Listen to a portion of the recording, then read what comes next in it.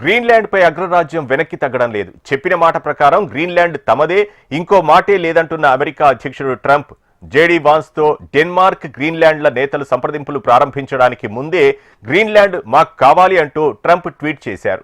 ఆ దీవిని తమకే ఇప్పించేందుకు నాటో సభ్య దేశాలు చొరవ చూపాలని, లేకుంటే దాన్ని రష్యా, చైనా వశపరుచుకుంటాయని ట్రంప్ ట్వీట్లో పేర్కొన్నారు.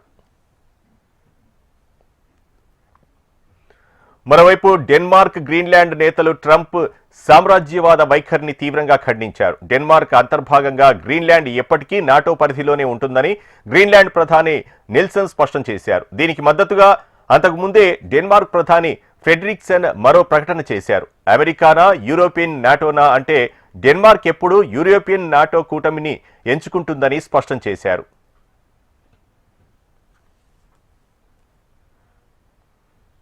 అగ్రరాజ్యంలోకి చేరబోమంటూ గ్రీన్లాండ్ ప్రధాని నిల్సన్ ప్రకటించడంపై ట్రంప్ ఘాటుగా స్పందించారు. అమెరికాలో చేరకపోతే అది గ్రీన్లాండ్కే నష్టమని అన్నారు.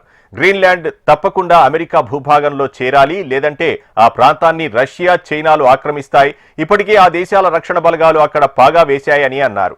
తాను తలుచుకుంటే అక్కడ అధిక సంఖ్యలో అమెరికా సైన్యాన్ని మోహరించగలుగుతానంటూ ట్రంప్ వ్యాఖ్యానించారు. ట్రంప్ వ్యాఖ్యలతో డెన్మార్క్, గ్రీన్లాండ్ నేతలు మరింత ఆగ్రహం వ్యక్తం చేస్తూ అమెరికా బెదిరింపులకు భయపడేది లేదని తేల్చి చెప్పారు.